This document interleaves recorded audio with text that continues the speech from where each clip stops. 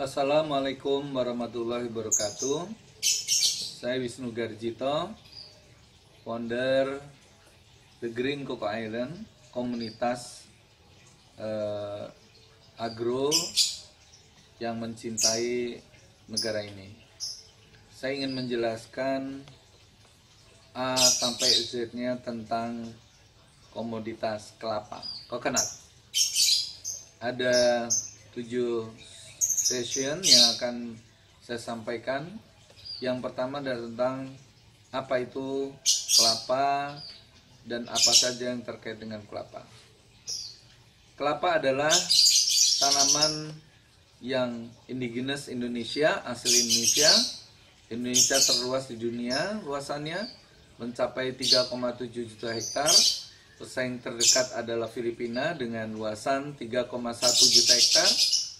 Dan diikuti oleh India 1,1 juta hektar, sedangkan negara-negara lainnya adalah negara-negara penghasil kelapa dengan luasan yang sangat-sangat kecil, sehingga ini merupakan keunggulan komparatif bangsa ini untuk mengolah kelapa. Kedua, kelapa ini umurnya mulai dari 0 tahun hingga 75 tahun. Tetapi yang ideal itu pada usia 50 tahun sudah harus diremajakan kembali. Ini adalah contoh pohon kelapa yang umur 3 tahun sudah menghasilkan, sehingga ini nanti akan diambil produknya lebih awal daripada kelapa yang termasuk kelapa dalam. Kelapa dalam adalah kelapa yang usianya mulai berbuah sekitar tahun ke-7, tahun ke-8 sampai umur 75 tahun atau 100 tahun. Berikutnya, kelapa yang luas di Indonesia ini 95%-nya adalah dimiliki rakyat, bukan perusahaan besar, sehingga kelapa ini merupakan komoditas yang berbasis kepada rakyat atau komunitas. Jadi community based commodity yang saat ini daya saingnya sangat lemah karena kelapa oleh petani tidak diolah menjadi produk turunannya yang sebetulnya kalau diolah kebutuhan dunia akan sangat membutuhkan.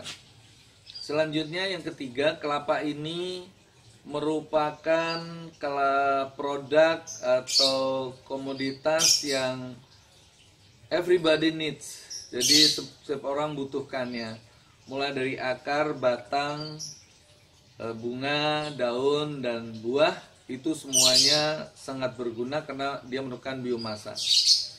Berbeda dengan tanaman lain yang sejenis dari palma, misalnya sawit, kurma, pinang, dan sebagainya. Kelapa ini merupakan staple food, artinya buah yang bisa dimakan. Sehingga di Indonesia kuliner berbasis kelapa itu sangat banyak, dan itu menjadikan keunggulan tersendiri bagi Indonesia dengan banyaknya produk-produk kuliner yang sangat disukai oleh dunia, misalnya rendang. Dan sekarang ini juga berkembang produk turunan yang lebih jauh lagi. Berikutnya adalah kelapa ini merupakan the 5-star industry. Jadi industri berbintang 5. Kenapa berbintang 5? Karena dia memiliki 5 bintang. Bintang pertama, sudah saya sebutkan tadi, Indonesia itu mempunyai luasan kelapa, areal kelapa yang terluas di dunia. Tidak ada di dunia yang melebihi Indonesia. Dan kemungkinan untuk dikembangkan ke daerah-daerah yang non-tropis, subtropis, itu tidak akan berhasil karena kelapa adalah tanaman C4 yang membutuhkan sinar matahari full. Sinar matahari full dan juga kebutuhan suhu yang cukup panas. Jadi 5-star industry itu bintang pertama adalah supply-nya terbesar di dunia dari unsur hulu, supply. Sedangkan bintang kedua adalah buyer. Buyer dari kelapa ini sebetulnya ya penduduk dunia. Kalau itu kita bisa masuk sebagai pangsa pasar yang semuanya, jadi sebagai potential market itu ada 7 miliar. Kalau nanti bisa penetrated market atau served market 1 miliar saja, di seluruh dunia, insya Allah hasilnya cukup besar. Apa yang dibuat? Yang dibutuhkan oleh buyer itu adalah produk turunan kelapa yang akan saya terangkan nanti pada penjelasan berikutnya. Yang ketiga, bintang ketiga adalah ancaman dari pendatang baru itu sangat sulit. Perusahaan besar tidak bisa memperlakukan kelapa ini seperti sawit karena pertama ada problem areal, kedua problem SDM, ketiga adalah problem dari cost, biaya. Nah, jadi ancaman baru sulit kecuali kalau dia bisa bermitra dengan petani menggunakan konsep namanya pelaju. Pelaju itu petik, olah, jual, dan untung. Petik itu berarti kita menanam kebun kelapa yang kita rawat dengan baik, kemudian kelapanya itu langsung kita olah menjadi produk turunannya, minimal katakanlah 50 saja atau 20 aja produk turunan kelapa kita olah, insya Allah itu nilai tambahnya melonjakannya eksponensial. Berikutnya adalah keempat itu adalah substitut. Jadi substitut dari kelapa ini hampir nggak ada. Misalnya santan. Santan itu dibutuhkan untuk minuman, untuk makanan, untuk segala macam, tidak bisa diganti oleh susu misalnya. Dan sekarang permintaan santan itu begitu pesat meledak karena riset terakhir dunia menunjukkan bahwa di dalam santan ini ada kelebihan-kelebihan yang tidak dimiliki oleh komoditas lain, misalnya asam laurat atau lauric acid yang dijumpai di susu ibu, dijumpai di minyak zaitun, dijumpai di habatus sauda.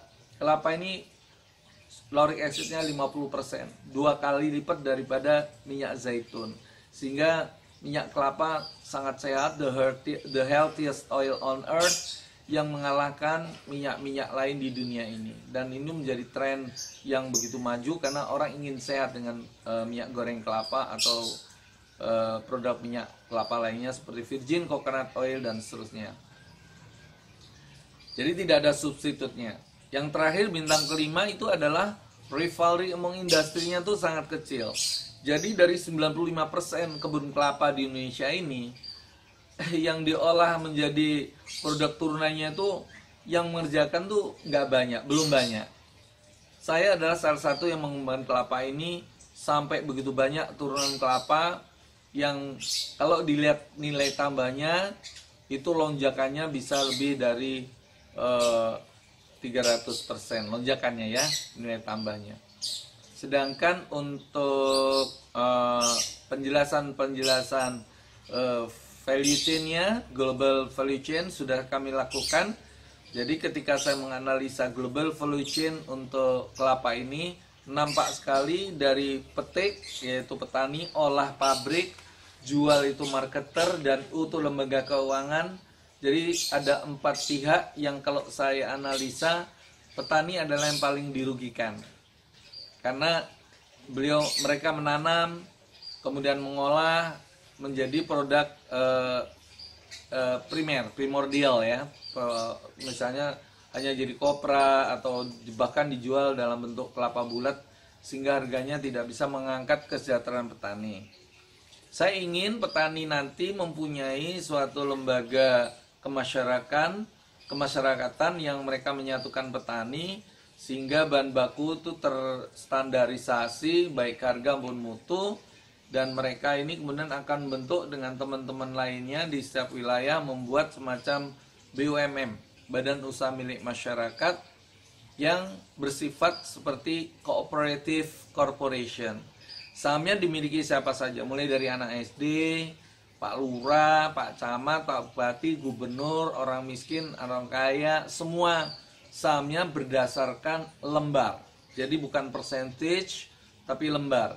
Sehingga di situ tidak ada misalnya hostile acquisition karena mereka tetap punya saham. Mereka bikin pabrik di situ. Jadi kebun milik petani, kita juga bisa bikin kebun. Kemudian kita bersatu membuat pabrik pengolah kelapa mulai dari sabutnya, batoknya, dagingnya, airnya, bunganya diambil niranya untuk jadi gula kelapa, brown sugar yang juga menjadi unggulan dunia. Nah, dari global value chain analysis ini, petani diposisikan paling rugi, sedangkan berikutnya itu adalah pabrikan. Pabrikan itu juga tersandera oleh cost. Jadi cost of good manufactured-nya ini terpaksa harus diatur sedemikian rupa, tapi ketika sudah menjadi harga jual, maka ini akan menjadi kue empuknya para marketer, mulai dari eksporter sampai pedagang retail. Oleh karena itu saya menginginkan Indonesia melalui BUMM yang kita satukan menjadi Indonesia Incorporated masuk ke dunia membuat IJV, International Joint Venture, di mana kita mempunyai outlet-outlet semacam McDonald, Goro dan seterusnya. Kemudian tadi jual, kita harus membuat marketing network sampai seluruh dunia. Saya serahkan kepada ahlinya. Kemudian yang terakhir untung, yaitu lembaga keuangan yang betul-betul stabil. Dalam hal ini saya tidak ingin keuangan itu nanti begitu ringkih. Misalnya terkait dengan valuta asing. Kalau kita bisa bikin itu menjadi semacam e-dirham, e-dinar, electronic dirham dinar sebagai underlying pencetakan uang elektronik, itu akan lebih aman daripada kita membuat underlying dari dolar yang nilainya tidak stabil terhadap rupiah.